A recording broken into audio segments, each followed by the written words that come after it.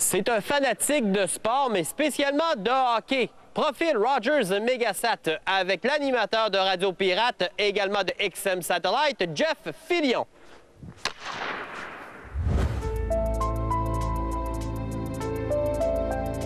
Jeff, ta carrière dans le merveilleux monde du sport, as-tu été un grand sportif? Au Saguenay, évidemment. J'aime dire que j'ai touché à peu près tous les sports. Sans être excellent dans aucun, j'étais mauvais dans aucun. Donc ça résume ce que je faisais. Mais je pense que j'ai eu une bonne carrière de hockey. J'ai été un joueur de baseball correct. J'ai été un golfeur pendant quelques années correct. Donc, c'est-à-dire que je pouvais jouer 84, 80, 78. Là, je joue moins. Les enfants, la vie nous rattrape. Ouais. Mais, tu sais, j'ai été un bon joueur de hockey. Tu sais, mais pour le reste, c'est le fun. Tu sais, c'est juste une passion, mais pas de... J'ai pas visé très haut avec ça. As-tu joué dans du gros hockey organisé, par exemple, au Saguenay, dans du hockey junior B, par exemple? Oui, j'ai joué junior B. OK. J'ai joué junior B, j'ai joué collégial 2A. J'ai joué toutes ces ligues-là. J'étais toujours très, très offensif. Donc, j'ai toujours eu des problèmes avec mes coachs parce que j'avais beaucoup de problèmes avec le système de jeu.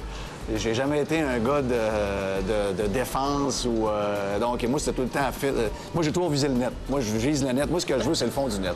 Donc, moi, je sais pas pourquoi j'étais égoïste, mais des fois, j'avais plus de plaisir à trouver le fond du net 3 fois et à perdre 5-4 qu'à gagner 2-1. Ah oui?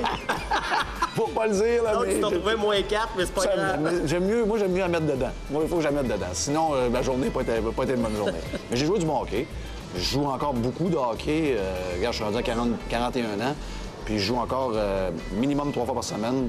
Puis le plus souvent, je vais jouer, c'est 4 fois semaine. En quoi que la localité ici, la grande région de Québec, a changé dans le milieu sportif et l'avenir que tu entrevois pour la région de Québec? Il faut planifier l'implosion de la Ligue nationale de hockey parce que ça va arriver. Éventuellement. Ça va arriver éventuellement. Ça peut pas rester comme ça.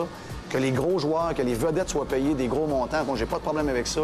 Que les joueurs qui peuvent être remplacés par des gars en Europe ou encore dans la Ligue américaine ou dans East Coast puis qu'on voit pas la différence, soient payés 2 millions par année, c'est inconcevable.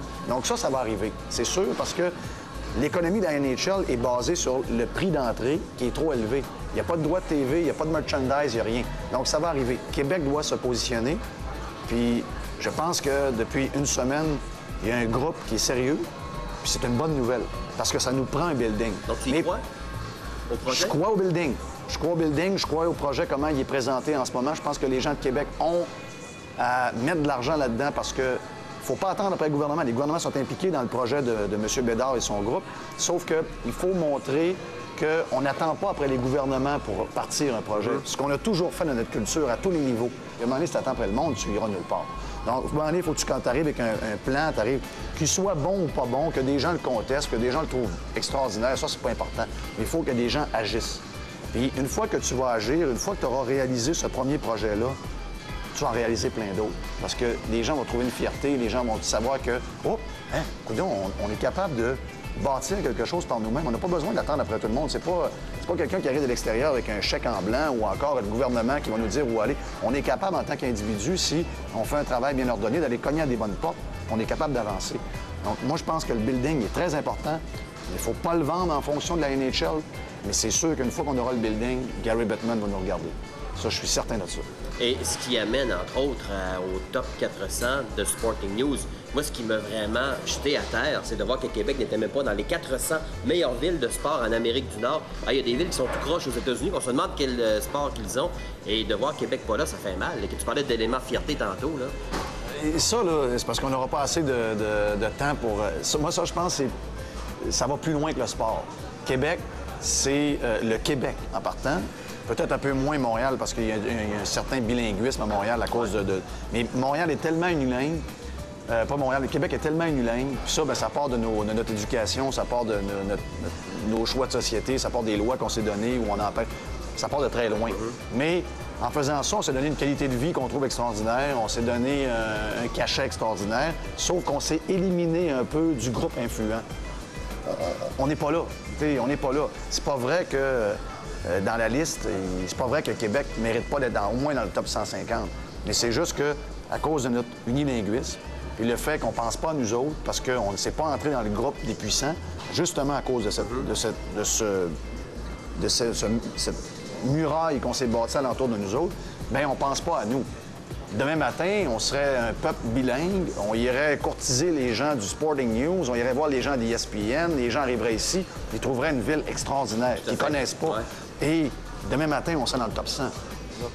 Québec a beaucoup à apprendre, non pas juste pour un building de sport, mais pour son futur, pour ses réalisations futures, pour les objectifs qui vont se fixer. Mais ça, dans le fond, c'est parce que tu as voyagé un peu à l'extérieur, tu as vu comment ça se passait aux États-Unis, autant du côté du culturel que du côté de sportif, le sentiment d'appartenance qu'une équipe professionnelle peut amener. Ce serait le fun de l'avoir, ce sentiment d'appartenance. Oui, puis c'est pas juste sportif.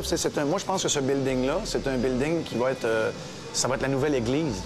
Les églises sont désertes aujourd'hui, mais dans une communauté d'à peu près 1 million de personnes, quand on regarde les gens alentour, tu as besoin d'un endroit de rassemblement pour toutes sortes d'événements, que ce soit pour les témoins de Jéhovah qui vont baptiser du monde, pour un spectacle de YouTube, pour un spectacle de tennis ou de motocross, puis du hockey à travers, bien sûr. Puis que pendant 175 à 200 soirs par année, ce building-là accueille 4 000, 5 000, 20 000, 21 000 personnes. Bien, ça va être le building le plus visité avec les galeries de la capitale. Jeff Fillion, merci infiniment pour ces minutes consacrées. J'apprécie beaucoup. Donc, on a reçu l'animateur à Radio Pirate ainsi qu'à XM Satellite, Jeff Fillion. Moi, je vous dis à la semaine prochaine pour un autre profil Rogers Mégasat.